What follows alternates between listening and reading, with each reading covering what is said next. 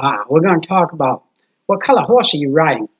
Are you riding a dark horse, one that is evil, one that is not of God, or are you riding a white horse, a spiritual horse in your life? People know when they see you. I got a tie on. There's a man down here at the bottom, you see, he's a cowboy. He's riding a white horse, and people know him by his horse. They say, oh, that's old Joe on that white horse. And then we got another guy up here, and he's riding a brown horse right here. And people know him from the color horse he's riding. Now, these probably are two different kinds of horses. One may be a horse for roping cows or calves.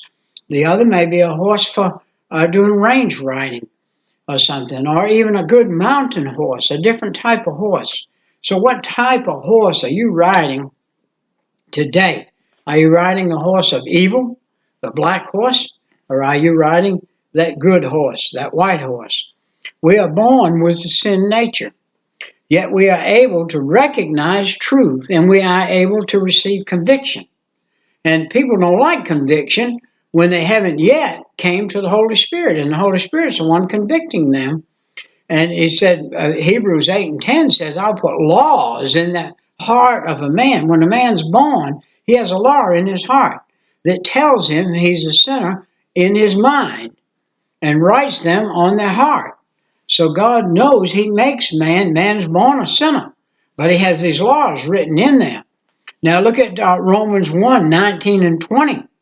And we discover more truth about this, because that which may be known of God is manifest in them.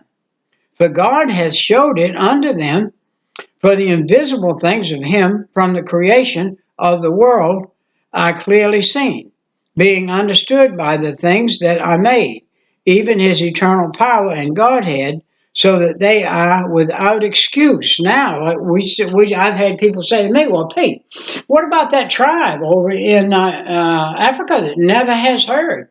The Bible said it's been put in their heart. The law had been put in their heart. They can look at the stars and the moon and the sun, and they can look at everything that God made and see the hand of God. So most people, before they're saved, as I did, also rejecting the basic truth of what God is and who he is.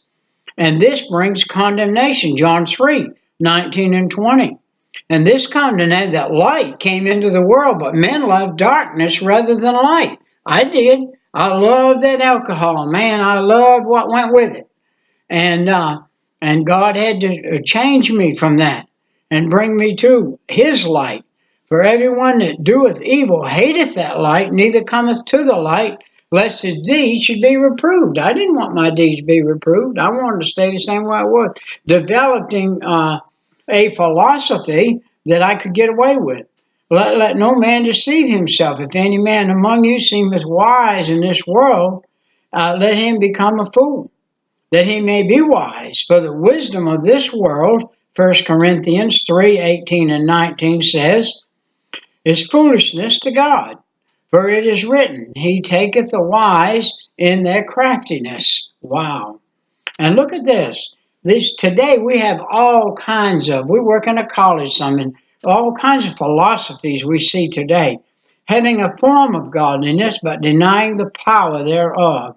In 2 Timothy 3 and 5, the Bible says, turn away from such, ever learning and never able to come to the knowledge of truth. I meet people who come to the church, said, I've been hunting a church. I've been to every church in town. I can't find a church. Well, he's hunting the truth, but he's never able to come to it because he doesn't want to reckon with his own sin. So we've got to reckon with our own sin. I got this little story about this young man that got under conviction one day. And he tried his best to get away from it. But it kept coming up against him. And a few days later, he began to consider the change and the results being. So he awakened with his conscience awakened up, and he went up behind the barn. He said, God, I'm a sinner. Forgive me of my sin. Come in my heart and save my soul. Took a stake and drove it in the ground and wrote his name on it.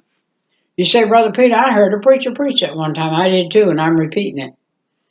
And most of the things I know, I learned from somebody else or the Bible. So he wrote his name on it. So about a week later, he's out there, and the devil comes to him and says, "Hey, you ain't saved. You ain't saved." He said, "Come here, devil, with me." He takes the devil out behind the bar, and he says, "See that stake? Got my name on it. That's where I got saved, right there, and I'm saved." He said the devil never bothered him again after that. Well, that's what we have to do. We have to drive a stake in the ground and tell the devil that he's done for, and that's it. Well, we'll see you